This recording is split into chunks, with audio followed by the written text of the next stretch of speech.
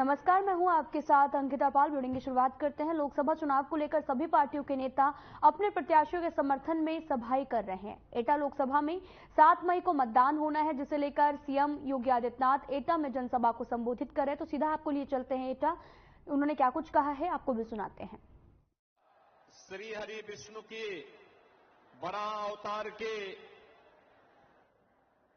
इस पावन धरा स्वरों को मैं कोटि कोटि नमन करते हुए आप सभी जनता जनार्दन का मैं हृदय से अभिनंदन करता हूं, स्वागत करता हूं।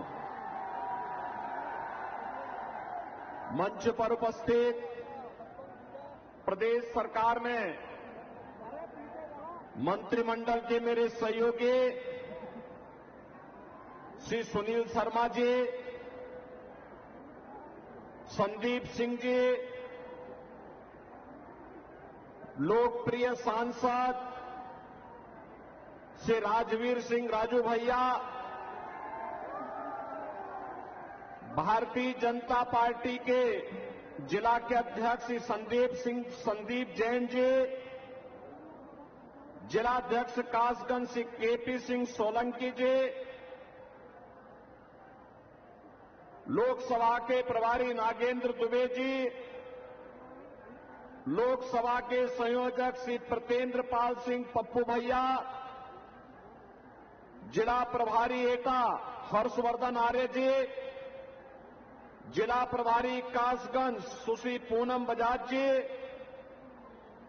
हमारे विधायक गण श्री वीरेंद्र सिंह लोधी जी, विपिन वर्मा डेविड जी, आशीष यादव आसू जी, रजनीकांत माहेश्वरी जी, देवेंद्र राजपूत जी, हरिओम वर्मा जी, अध्यक्ष जिला पंचायत कासगंज श्रीमती रत्नेश कश्यप जी, पूर्व विधायक ममतेज साक्य जी, पूर्व विधायक ठाकुर अज्जन पाल सिंह जी, ठाकुर शिवराज सिंह जी, आज के इस कार्यक्रम में उपस्थित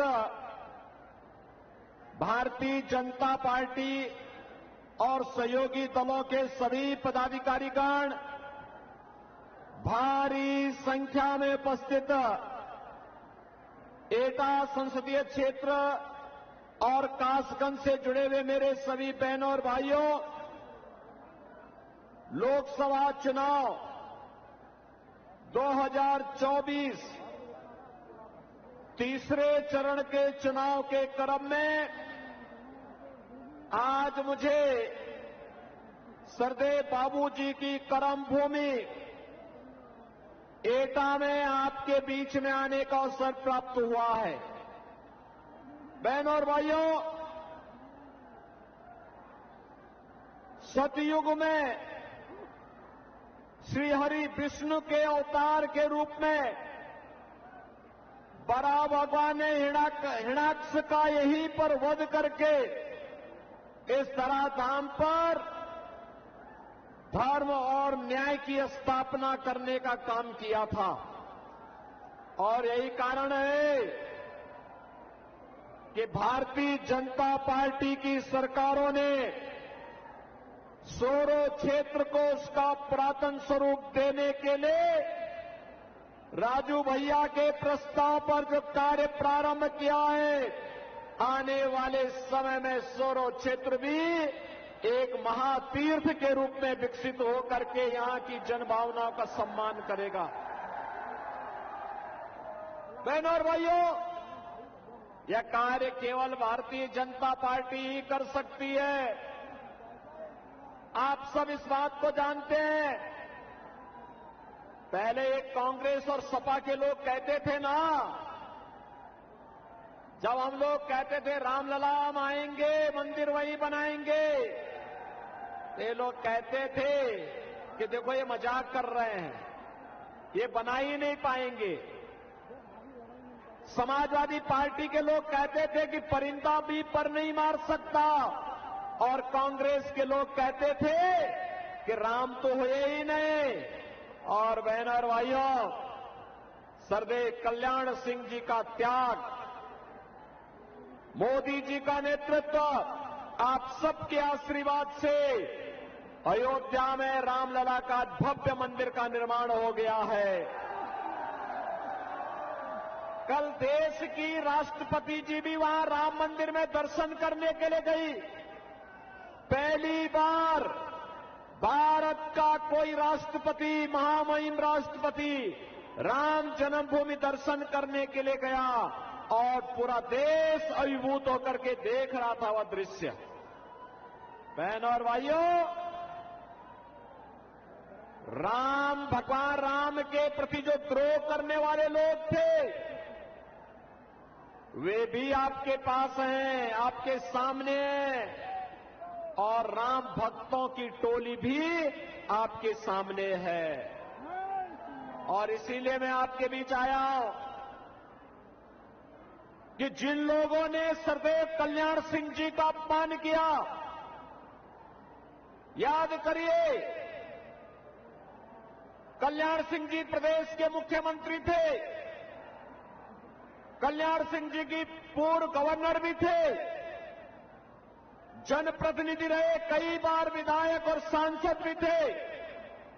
लेकिन जब उनकी दुखद मृत्यु हुई तो समाजवादी पार्टी ने संवेदना के 2 शब्द भी नहीं व्यक्त किए।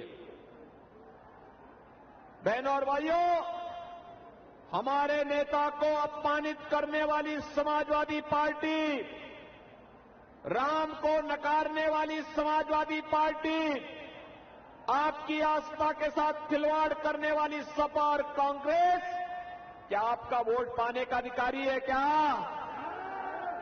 आपका वोट पाएगी? क्या अगर इनके कारनामों का मैं किस्से सुनाना प्रारंभ कर दूंगा तो बहनों और भाइयों बड़ा लंबा समय लगेगा। मैं आज आपके बीच में केवल कुछ मुद्दों पर चर्चा करने के लिए आया हूं। मैं भी यहां पर आया था और मुझे यहां पे बताया गया कि अहल्या समाज को प्रमाण पत्र दिलाने के बारे में। बहनों और भाइयों, अहल्या समाज आजादी के 2-3 वर्षों तक, 4-5 वर्षों तक उन्हें आरक्षण का लाभ मिल रहा था। कांग्रेस की शरारत के नाते उनको उनकी मूल जाति से आरक्षण की सुविधा से वंचित करने का पाप कांग्रेस ने किया है, कांग्रेस ने। और याद करिए, अहल्या समाज को मैंने स्वयं लखनऊ बुलाया था और उनके बारे में मैंने स्वयं भारत सरकार को प्रस्ताव भेजा है कि इनको भी अनुसूचित जाति की सुविधा का लाभ मिलना चाहिए। बहनों और भाइयों, यही नहीं, बघेल पाल समाज और धनगढ़, बघेल एसपी सिंह बघेल भारतीय जनता पार्टी के सांसद हैं। अजीत पाल भारतीय जनता पार्टी के विधायक और प्रदेश सरकार में मेरे सहयोगी मंत्री हैं। भारतीय जनता पार्टी अकेली पार्टी है। याद करिए, समाजवादी पार्टी के समय में जब राजू पाल की हत्या हुई थी और जब एक माफिया ने उमेश पाल की हत्या की थी, तो बहनों और भाइयों, माफिया कैसे मिट्टी में मिल गया है यह सबको पता है।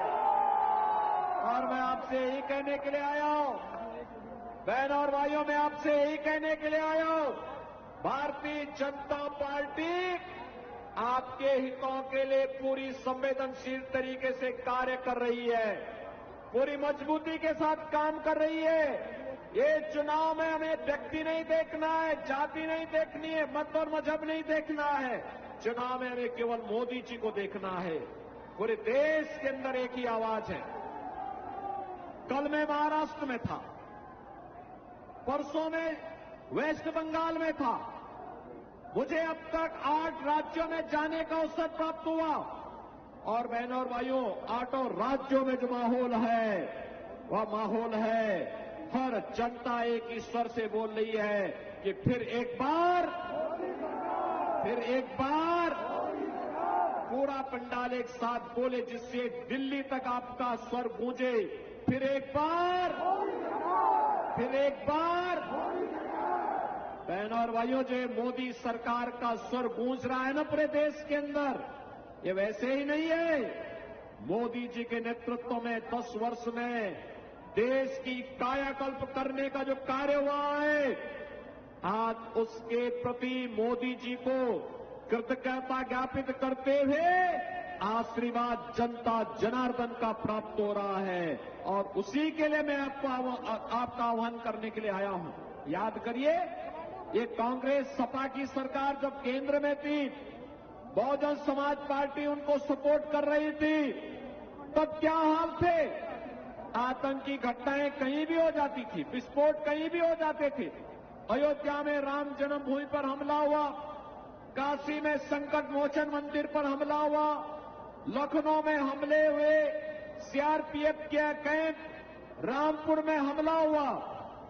लेकिन बहनों और भाइयों, याद करिए, भारतीय जनता पार्टी के 10 वर्ष के कार्यकाल में दुनिया में भारत का सम्मान बढ़ा, देश की सीमाएं सुरक्षित हुई, आतंकवाद और नक्सलवाद नियंत्रित हुआ। अब तो कहीं पे जोर से पटाखा फट जाए तो पाकिस्तान सफाई देता कि मेरा हाथ नहीं है। बहनों और भाइयों, ये होती है देश की धमक, और ये मोदी जी के नेतृत्व में हो पाया। और मैं इसीलिए आज आपसे कहने के लिए आया हूं, विकास के कार्य हो रहे हैं, highway, railway, metro, 1 district 1 medical college, एटा में भी मेडिकल कॉलेज बना, कासगंज में भी मेडिकल कॉलेज बनाने की कार्रवाई प्रचलित है। और बहनों और भाइयों, मैं आपसे ये भी कहने के लिए आया हूं कि देश के अंदर विकास के जो कार्य हुए, आत्मनिर्भर और विकसित भारत को आगे बढ़ाने के कार्यक्रम के तहत हर चेहरे पर खुशहाली लाने के लिए मोदी जी के नेतृत्व में हुआ है। बहनों और भाइयों, गरीब कल्याणकारी योजनाओं का कार्य किस हद तक हुआ? 80 करोड़ गरीब राशन की सुविधा का लाभ प्राप्त कर रहे हैं। 60 करोड़ लोगों को आयुष्मान भारत की 5 लाख रुपए की सुविधा प्राप्त हो रही है। 50 करोड़ लोगों को जनधन अकाउंट खोल करके कांग्रेस और सपा बसपा के लूट से मुक्ति दिलाने का काम किया गया है। और यही नहीं, 12 करोड़ किसानों को किसान सम्मान निधि, 12 करोड़ घरों में शौचालय का निर्माण, 10 करोड़ गरीबों के घर में उज्ज्वला योजना का रसोई गैस का सिलेंडर पहुंचना।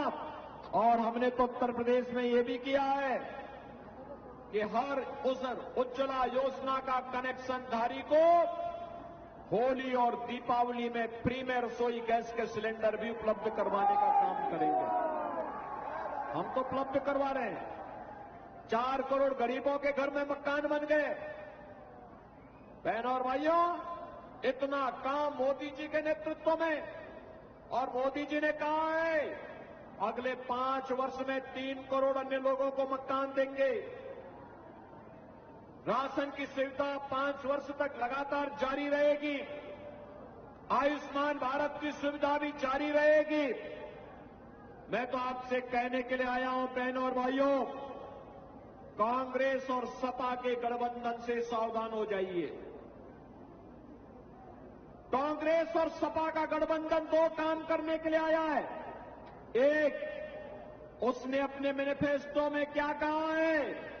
कांग्रेस कहती है सत्ता में आएंगे तो मुसलमानों को पिछड़ी जाति और अनुसूचित जाति के आरक्षण में से हिस्सा काट करके मुसलमानों को देंगे। क्या आप इसको स्वीकार करेंगे क्या?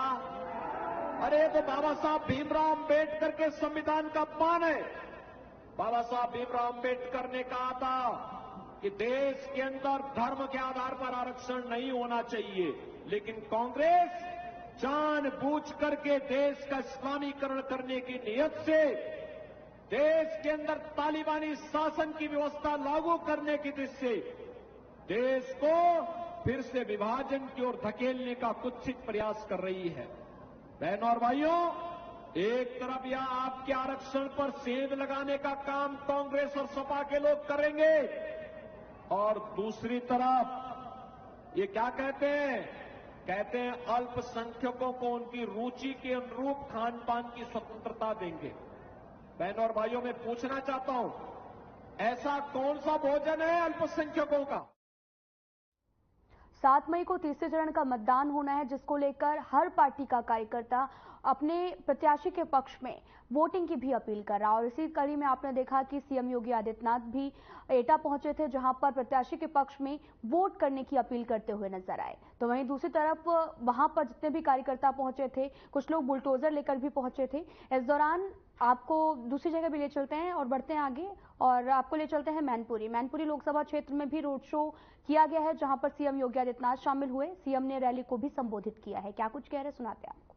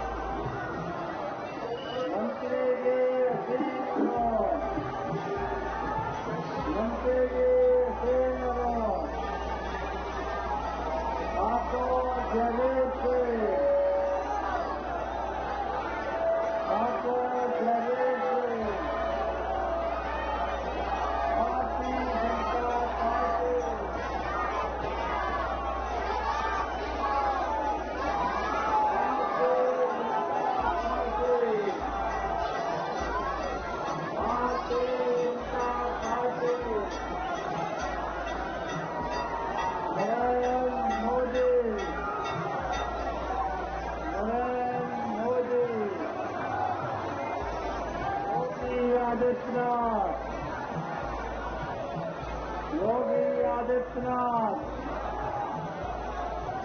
राठौर जावेद सिंह, मंत्री जी संदेश सिंह,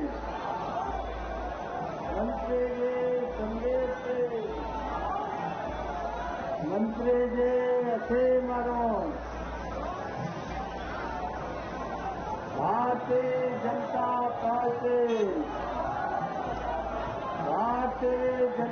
पार्टी,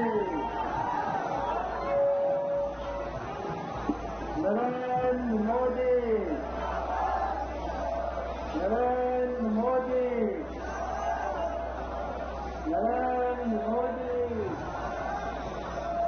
योगी आदित्यनाथ,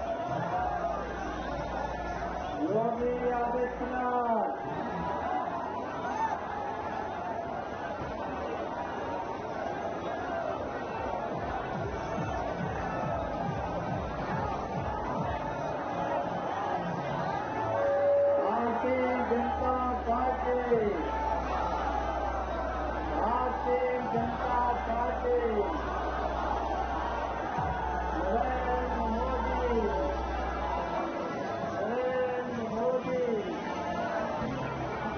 योगी आदित्यनाथ,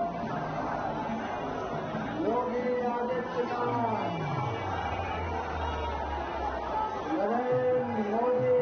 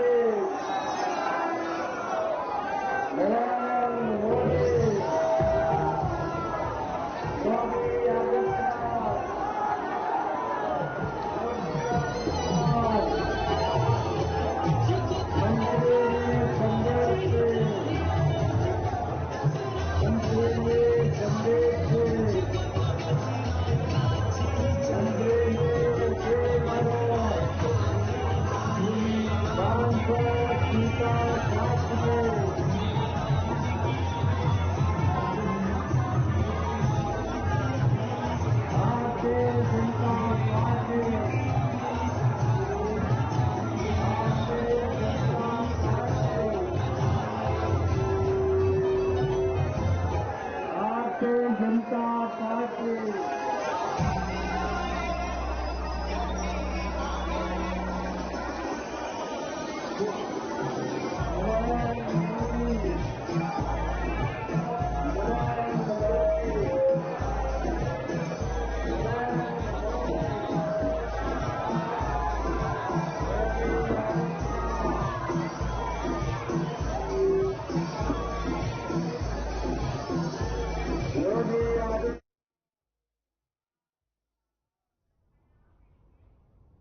राइस वुडे में इतना ही। नमस्कार।